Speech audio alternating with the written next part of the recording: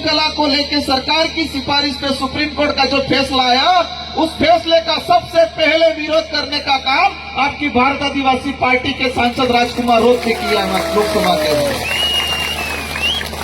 और उनके रिश्वत में क्या लिया? जमीन ली। ऐसे लोग वर्दीधारी जो सत्यमेव जयते की बात करते हैं, ये लोग ऐसे शोषणकारी सोच वाले लोग हैं। और ऐसी शोषणकारी सोच जहां से पनप रही है, वहां पर हम बार करना चाह रहे हैं और उन्हें खान में बंद करवाने काम करवा चाह भारत आदिवासी पार्टी। शब्दों से इस कुंभलगढ़ के, इस चार भुजा के, इस आदिवासी और इस बहुजन समाज को एक नई जागृत, नई चेतना मिलेगी। इसी के साथ सांसद साहब माननीय राजकुमार जी रोत साहब।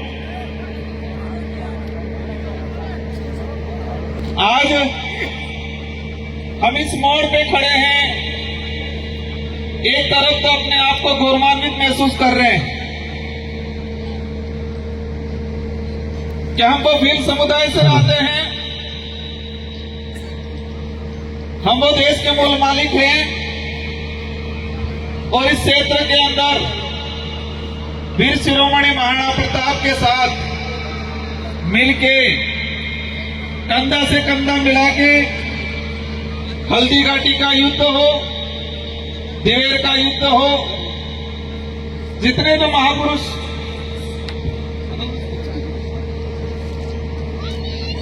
मैं जो मेरी बात कहना चाह रहा था कि हम एक तरफ गौरवान्वित महसूस कर रहे हैं, गौरवान्वित इस बात के लिए महसूस कर रहे हैं कि इस अरावली पर्वत श्रृंखला के अंदर बप्पा रावल से लगा के 800 ईस्वी से लेके 1600-1700 ईस्वी तक जो वो काल रहा, उस काल के दौरान जितने भी जो युद्ध हुए, और युद्ध में भारी संख्या में हमारे पुरखों की सेना हुआ करती थी और कई बलिदान दिए, कई युद्ध जीते, और उस बात के लिए हम गौरवान्वित महसूस करते हैं। दूसरी ओर आज हमें पीड़ा है, आज हमें दुख है, तकलीफ है, और इन दुख और तकलीफ के साथ गुस्सा भी है। और वो गुस्सा और तकलीफ इस बात का है कि क्षेत्र के गौरवशाली इतिहास को, इतिहास के स्वर्णिम अक्षरों में लिखाने का जिस समुदाय का योगदान रहा, और उस भील समुदाय के साथ आज इस क्षेत्र के अंदर छुआछूत, भेदभाव, हीन भावना की सोच, शोषण की नीति, एट्रोसिटी, हमारी बहन बेटियों के साथ गलत दुर्व्यवहार, और हमारे जल जंगल जमीन को हड़पने का जो षड्यंत्र किया जा रहा है। मैंने दो बात बोली कि हमें गौरवान्वित महसूस हो रहे हैं। गौरवान्वित इसलिए महसूस हो रहे हैं कि क्षेत्र के इतिहास में जितने भी युद्ध हुए, और युद्ध में कहे कि बप्पा रावल से लगा के महाराणा प्रताप तक, महाराणा कुंभा थे, महाराणा सांगा हो, इन सब के साथ भीलों की सेना कंधे से कंधा मिला के रही। उस बात पे गौरव है, हमें गर्व है। लेकिन तकलीफ इस बात की है कि आज आजाद भारत में उस समुदाय के साथ हीन भावना की दृष्टि से देखा गया। आज क्या स्थिति बन रही है? मैं कुंभलगढ़, राजसमंद, गोगुंदा इस इलाके का कभी हम न्यूज़पेपर में पढ़ते हैं कि आदिवासी समुदाय का सरपंच है, एससी समुदाय का सरपंच है, सरपंच तो भेड़ बकरी चला रहा है और कोई ठेकेदार सरपंच पंचायत चला रहा है। ये हालात बना रखे। कभी हम देखते हैं कि किसी घर के आगे से कोई महिला निकली है आदिवासी, और उसको मार पीट करके मार दिया जाता है। कभी हम देखते हैं कि छुआछूत, भेदभाव, शोषण की नीति से किसी के साथ एट्रोसिटी होती है। मैं उन लोगों के लिए कहना चाहूंगा कि आप जिस इतिहास पे गर्व महसूस करते हो उस इतिहास को स्वर्णिम अक्षरों में लिखाने का काम इसी समुदाय ने किया है। जो आज आप तौहीन की भावना से, हीन भावना से देखते हो, उसी समुदाय की वजह से आप गर्व महसूस करते हो। आज इस क्षेत्र का इतिहास इसलिए पूरे विश्व में जाना जाता है और उस पर गर्व महसूस किया जाता है। और इतिहास में यह कहा जाता है कि अकबर एक ऐसा आक्रमणकारी था कि पूरे देश के राजाओं को उसने अपने अधीन किया। पूरे देश के राजाओं को या तो युद्ध लड़के उनको हरा के अधीन किया, या फिर वो स्वयं समझौते के तहत उनके अधीन चले गए।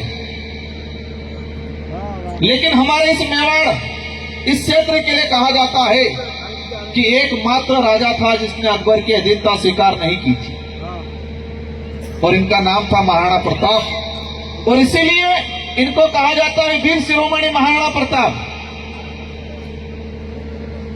और आज कहा जाता है कि एकमात्र राजा थे जिसने अकबर की अधीनता स्वीकार नहीं की थी। मैं आपके सामने सवाल करना चाहूंगा, कुछ बताना चाहूंगा कि क्या महाराणा प्रताप के पास ऐसी कौन सी सेना थी, ऐसी कौन सी तोपें थी, ऐसे कौन से हथियार थे कि पूरे देश के सारे राजाओं ने के पास नहीं थे, जिस वजह से वो हार मान के अकबर की अधीनता स्वीकार कर ली? क्या ऐसा था? ऐसी कौन सी फौज थी, कौन सी तोहफे थी कि जो अकबर की सेनाओं को भगाने में काम आई? कौन से ऐसे हथियार थे जो पूरे अखंड भारत के दूसरे राजाओं के पास नहीं थे? महाराणा प्रताप के साथ भीलों की सेना थी, और वो भीलों की सेना इस अरावली प्रवर श्रृंखला में गुरिल्ला युद्ध पद्धति को जानती थी। और गुरिल्ला युद्ध पद्धति से हमने खारवा से लगा के अधिकतर युद्ध जीतने का काम किया। महाराणा प्रताप के सामने कौन आया था? अकबर का सेनापति आया था जिसका नाम था मान सिंह।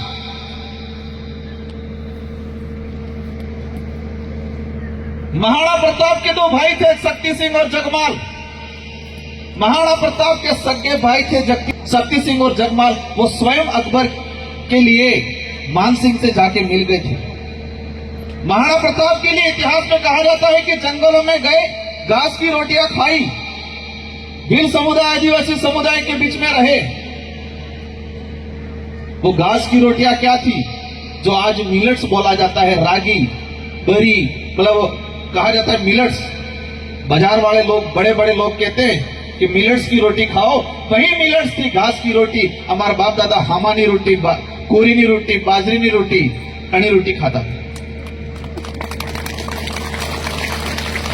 हम इतिहास के पन्नों में पढ़ते हैं, वीर विनोद में पढ़ते हैं कि महाराणा प्रताप जब जंगलों में या युद्ध की तैयारी के लिए या कहीं जाते थे, प्रवाह करते थे, ठहरते थे, तो इनके 4 प्रहर हुआ करते थे। 4 प्रहर मतलब चारों दिशा में उनके सैनिक पहरेदारी करते थे कि कोई दुश्मन आ तो नहीं रहा है।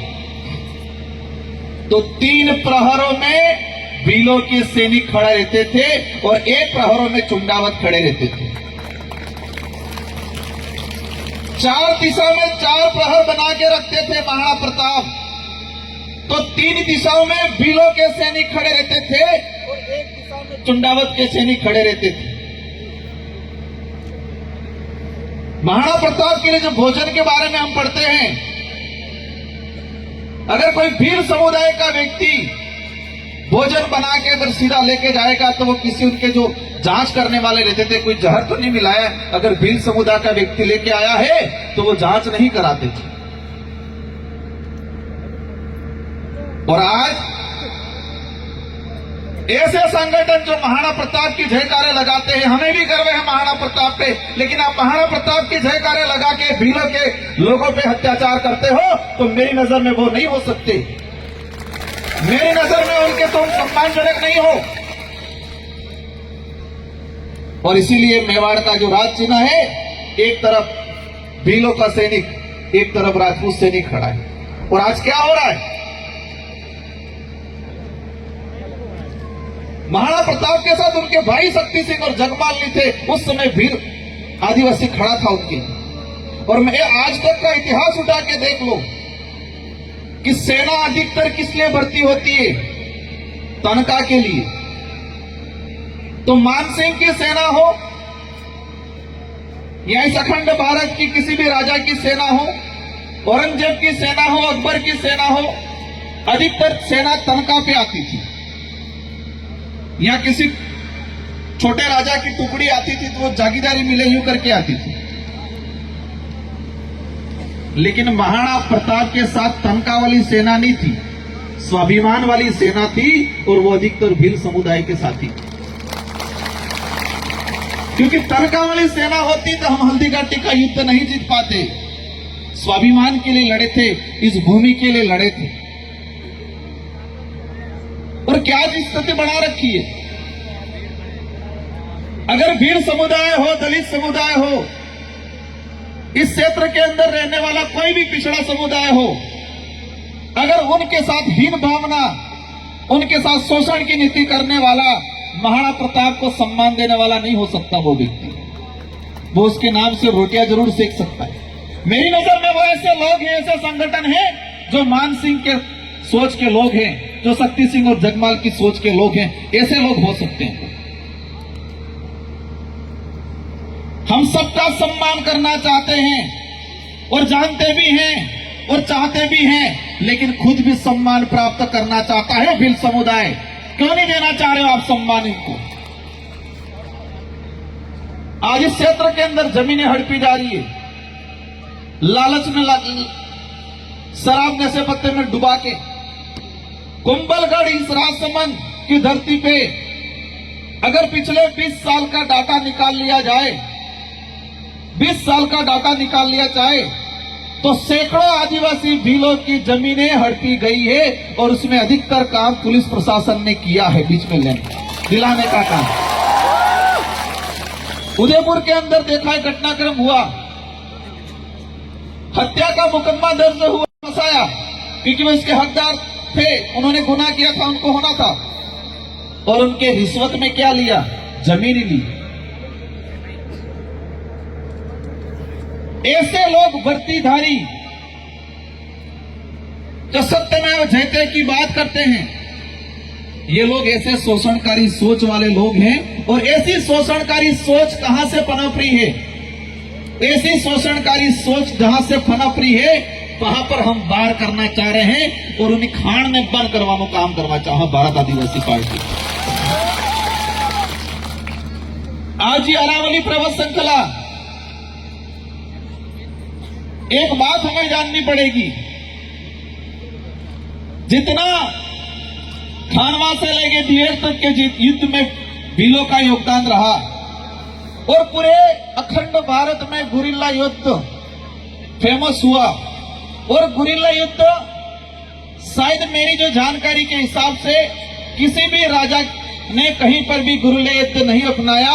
महाराणा प्रताप के वक्त और महाराणा प्रताप से पहले कुंभा के वक्त से गुरिल्ला युद्ध पद्धति अपनाई गई और उससे पूरे देश के राजाओं ने सीखा बाद में। और आज कई प्रशासन में लोग सीखते हैं गुरिल्ला युद्ध पद्धति क्या थी। तो जितना योगदान भील सैनिकों का रहा, इतना ही योगदान इन अरावली की पहाड़ियों का रहा।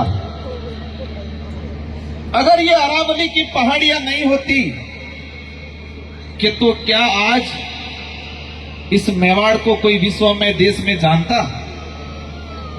क्यों? क्योंकि अरावली पर्वत श्रृंखला की भौगोलिक परिस्थितियां जो थी, वो मुगल सैनिक और मुगल के जो सेनापति लोग थे, वो इस भौगोलिक परिस्थितियों को नहीं समझ पाए और इसीलिए वो जाल में फंसते गए और गुरिल्ला युद्ध के शिकार होते गए। गोहिल वंश बप्पा रावल से अगर हम बात करें,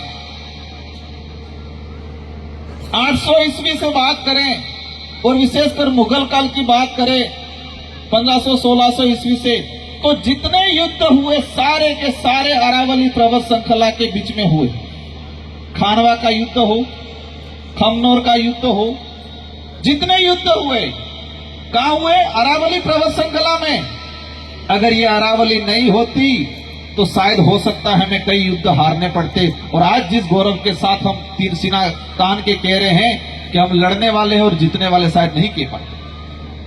लेकिन वर्तमान सरकार हमारी इस ऐतिहासिक भौगोलिक स्थिति या भौगोलिक जो क्षेत्र है उसको भी खत्म करने के लिए कानून लाई है, जिसका विरोध अपन सब ने मिलकर किया। मैं बांसवाड़ा डूंगरपुर की जनता को धन्यवाद देना चाहूंगा इस मंच से, जिन्होंने मुझे जिता के लोकसभा में भेजा।